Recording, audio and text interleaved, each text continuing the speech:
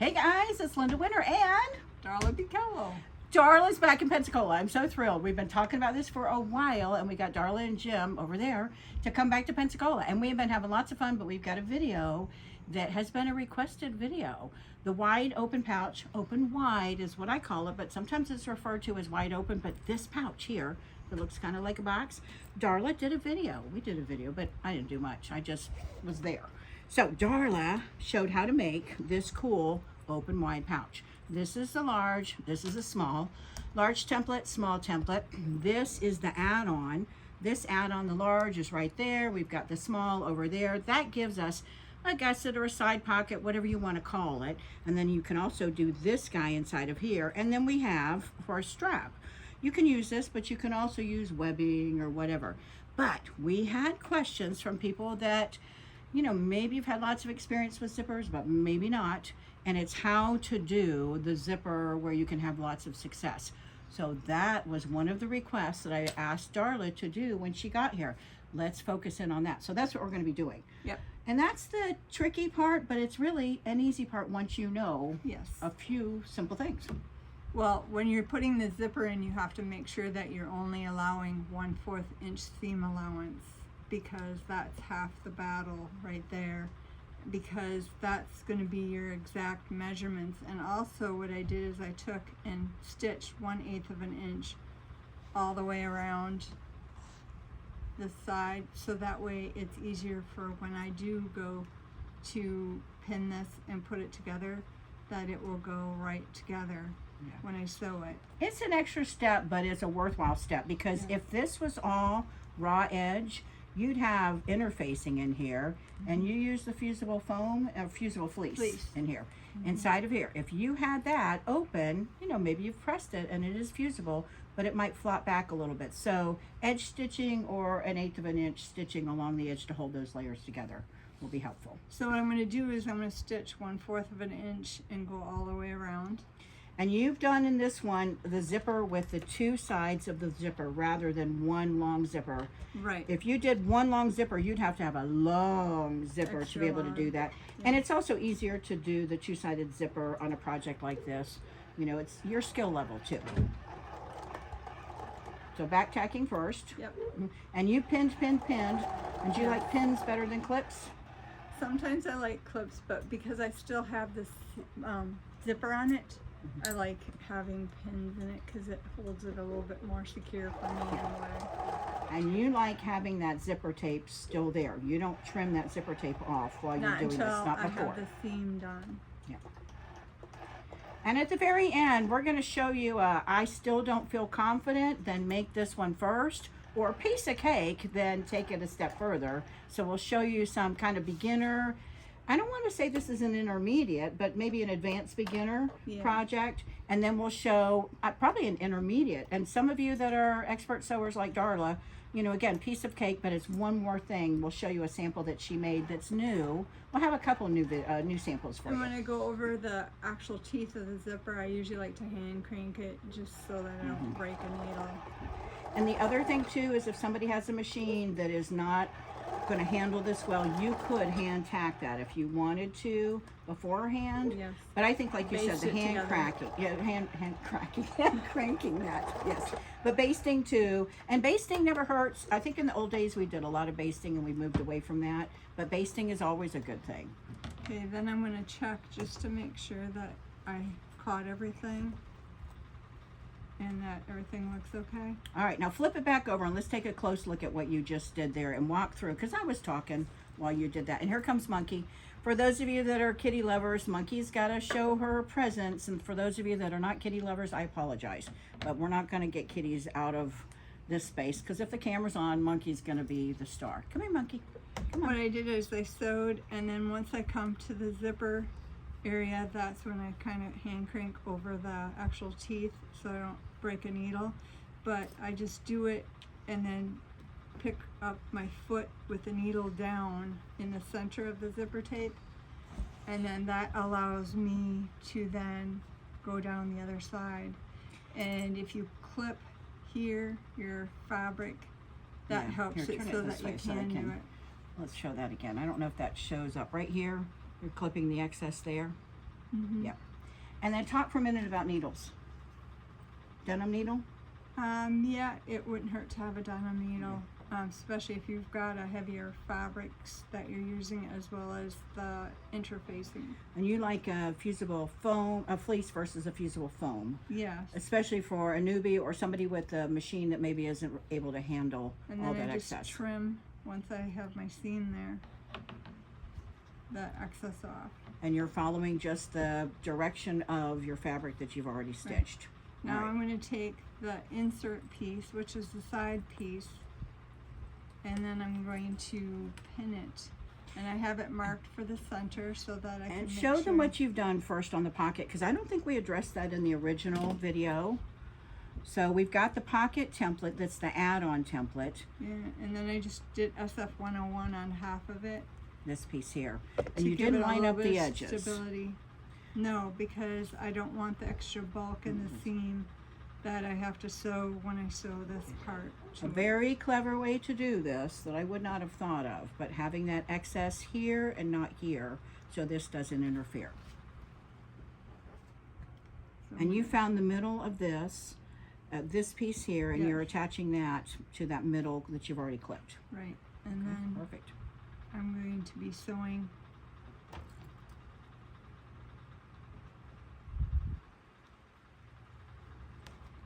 and it doesn't matter if you catch this other, because it's not going to get sewn in this first part anyway. Yep.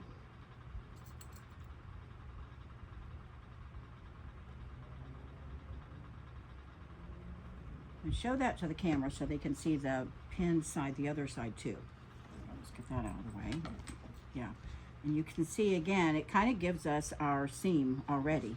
So, and again, that bulk that we're eliminating there helps out a lot. The people that I've talked to have had an issue with all that bulk and getting everything to look pretty and line up. And again, this makes all that difference too. 1/4 inch seam allowance is huge. That's probably your first trick automatically, 1/4 inch being consistent. Got my extra pins here. Oh.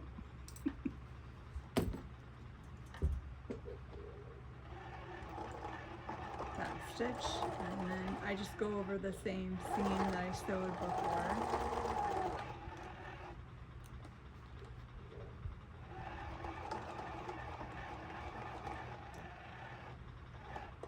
And hand cranking around the, Yeah, I the want to zipper. get to the center of the zipper.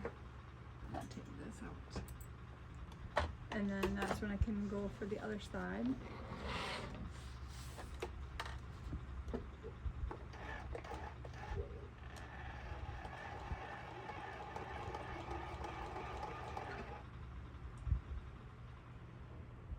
and with the bulk, just take your time.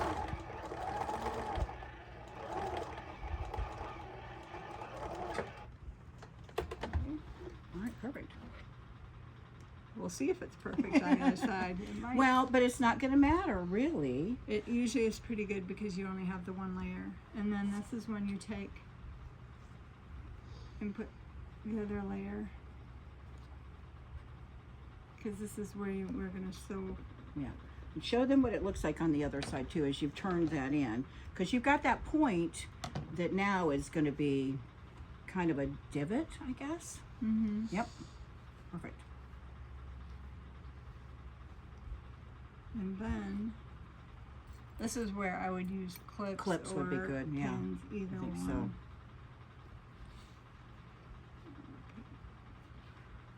And what she's doing here is creating this seam right here. So that raw edge that is now showing is going to be hidden underneath. And again, really smart little trick. The other thing that you did here too, you did a decorative stitch. You don't have to do that. It's You don't all have based on what to, you want to do. And this is more of a canvas material, and this is more of a cotton material. Yeah. So it's really kind of your choice. You and I both like a canvas for a lining. You know, I think it looks nicer. It's a little bit easier to work with sometimes, as long as the canvas doesn't stretch much. But I think it gives a little bit more stability, and I think it holds up better too. Mm-hmm. And you can see again with clips, it would probably clip, clip, clip, and you'd be done. You're going to see that you have additional here. If I was to unzip this, then it kind of goes away. Okay. But I don't want to get the zipper down inside of it, because then if I hit it with a needle, I will break. Oh yeah, you're done. And I don't want to break. Yep. And I think when you go back and watch the previous video that we did, you're going to see how this ties in really nicely. We didn't go into this detail last time, and I think this is going to answer a lot of questions for you guys.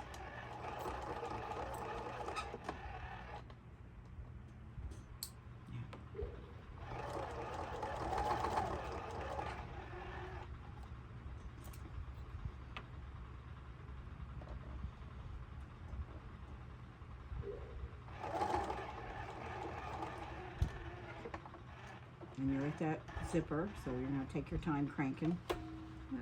And then I want to pivoting a little turn bit. it.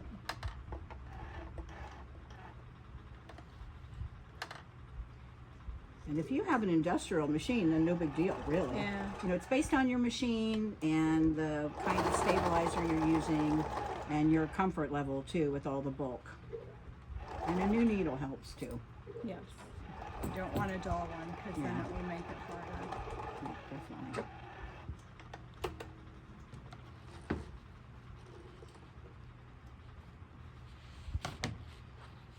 Okay, now if I unzip this, Ta-da! you will see, and then this is where you just hand stitch the top so that it's tacked down And you can see here, just simple stitches. like this, and that creates the The pocket or the gusset Gusset or the for- side, whatever you want and to then call when it. it's done, then you do the other side, and then you're finished, Yeah, I love it. basically. So hopefully that'll answer a bunch of questions. So I think this will make it really easy for anybody that's tried doing this and said, I'm struggling with what to do there at that base of the zipper. So I think having that in detail. But for anybody that's saying, I'm still not really confident, you always say, one step at a time. One step at a time. And it's amazing when you do one step. Stop the video, keep going, you know, go back to the video, keep going. And you've had experiences where you've taught people how to do things and they're like, I can't do it. One step at a time, I'll walk you through. And they're like, I did it. I can't believe I did it. So I think that's a big deal. But if you're still not confident, this. If you take the free Quilted? quilted fabric and you put I used the number 5 zipper, and then I made it so that the fabric was 1/8 inch shy of when I sewed it on, and then when I sewed it so that it would be Covered. It's covered, pretty. then you don't have the issue of the fabric edge being on here. And then this one I didn't put any placket in, but it works just the same. You don't have to have it. And it's easier for someone that doesn't have a machine that can sew through a lot of thick layers, and this works perfect for that. And when you don't put the placket in, then you've got a raw edge, but there are several ways to make that look prettier. So talk about that for a I minute. did a zigzag stitch with a regular straight stitch on Yeah. it, so And it's hard to see with the darker fabric here, but hopefully you can get the idea of how that's done. So you could do a zigzag. I wouldn't do a serger personally because of the zipper. What do you think? I wouldn't, because it'd be too easy to break a needle. Yeah, yeah. And your serger, you have needles. So as much as I'd love to do a serger there, I wouldn't do it. You could, if you wanted to, do the bias tape inside to cover that up, Yes, you could. you know, which I think would be nice too. But let's take a But look then at how. you're adding layers too. Yeah, exactly. Let's leave that one open. And you can do a binding or a belting too for a handle. You don't necessarily Right. have to do, because Right. that can get kind of Yeah, there's bulk there too. But let's look at how this one is open and this one is open. It's kind of like the dumpling. You know, a dumpling goes wide open and this is open wide.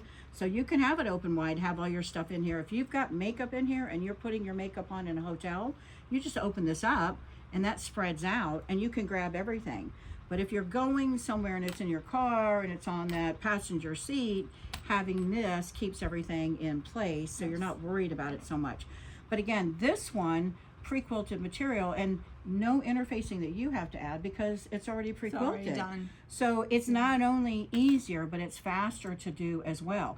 And I think some people might like this look better It's than easier this. to cut out. I did kind of overlap the tape right at the corner. Yeah. That would be at this part That's of nice. Mm-hmm. Yeah, So, that's a nice idea. yeah. Okay, so that's the beginner. Now let's go to, not an advanced, but the, hey, I've done this and I'm feeling pretty good about the video. I think that doesn't feel. Okay, you open up one, I'll open up the other. And surprise. Yours is the, Okay, yep, all right. Surprise. All right, so for anybody that says I want to go a step further, talk about what you did here. I put a zippered pocket in the center, and it's only attached to the sides. Yeah. It isn't attached to the seam actually allowance in here, and then I put pockets with elastic to, you could have little bottles or whatever, you know, for your makeup and that kind Yeah. of thing in it. So If any of you are into aromatherapy and you've got the essential oils, you know, you could measure out and put your favorites that you have in here.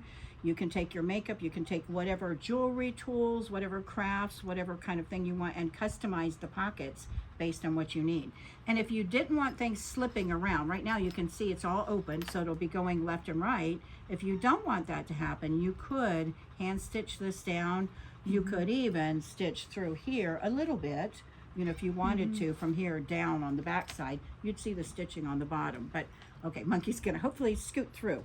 But I love the idea of this, and many of you have been making custom bags like this with those pockets and the elastic there. Do you remember, was that a 1/4 inch elastic? yes. Okay, all right. So 1/4 inch elastic. So I think that's another cool option for you as well. So the first video showed this one and this one. This is the small, this is the large. And then this one here, the, Large. yeah, and this is a K facet fabric, which I love. So cotton fabric there. So these two are the same, this one here. And then this one has the pocket inside that's attached inside of here.